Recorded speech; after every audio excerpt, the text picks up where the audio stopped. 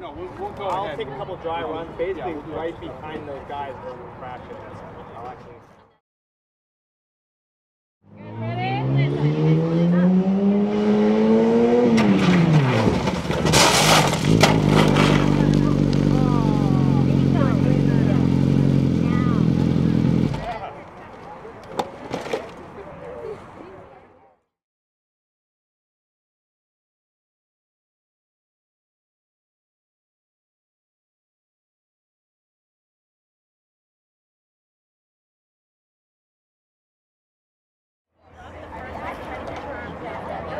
All right.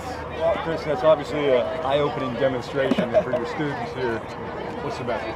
Well, the message is always wear your gear and ride in an appropriate area. You know, just like the state police are going to say, you got to wear a helmet.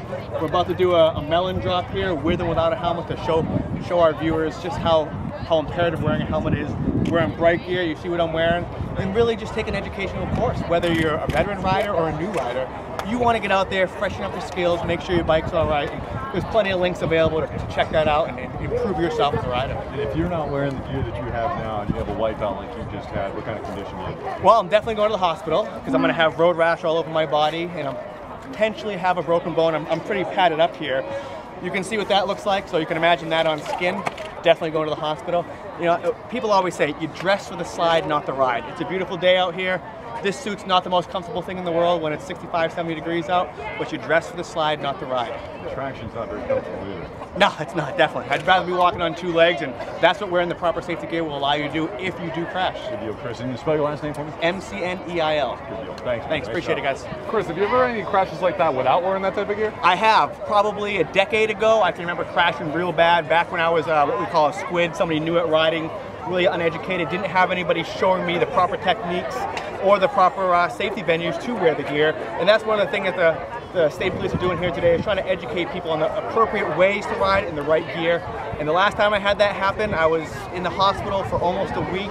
And about a month of having my girlfriend scrape my wound. So it's not something I want to revisit. And whenever I have that sneaking thought of, it's a nice day out, I'll just cruise down to the store without a helmet, I remember that crash, and that very quickly changes my mind. Pretty sobering statistic to hear that almost 100 riders have been killed this year, too. Yeah, it is sobering. I mean, the thing about riding motorcycles is they are dangerous. And so what you have to do is try to eliminate the risk. And rider education, wearing the right gear, and riding in an appropriate environment are really the keys to having a long life on a motorcycle. What were the injuries you had? I had, well, it wasn't the first crash. From that one crash, I had broken scapula in a couple places, 3 broken ribs, broken collarbone in 2 places, and I think I broke my hand, and I may have fractured one of my vertebrae, but I've had a bunch of injuries, so they tend to meld together. You want to kick out of doing this with your audience? Of course. I mean, one of the things about Dairyfield is Dairyfield is a place where you can pursue your passions. And one of my passions is riding motorcycles, and Dairyfield allows me to do that. And it's the same thing with the kids. We encourage kids to try different things, pursue your passions. I'm a Latin teacher and a motorcycle stunt rider, so there's no box that surrounds me, and that's one of the messages that we send to the kids, and they hear that loud and clear. And we have, you know, superstar athletes who are straight A students, and that's really the type of kid that we encourage here. Pursue your passions and don't be put in the box. So it is nice to sort of show these kids what hard work and perseverance can accomplish. The injuries you described, it doesn't sound like gear alone can protect you. Is that something that means education steps in? Well, helps with experience? Yes, of course. Gear is never going to save you 100%, but I would have spent less time in the hospital and wouldn't have had road rash. Road rash is one of the... Road rash takes longer to heal almost than bones. So I'll take a broken bone of a road rash any day. But it's experience in rider education. You know, I don't make the same mistakes now as a 10-year veteran that I did my first year. And it's really a matter of experience. My own experience, but I've also been to a couple schools, from Penguin Road Racing School up to the Hampshire Speedway here.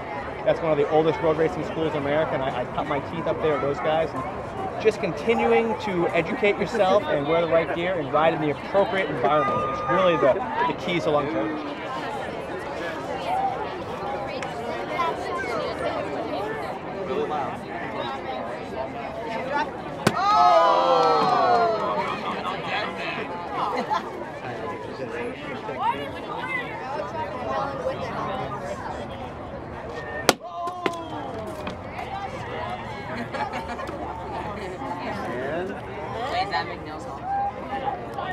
Yes, I can choose.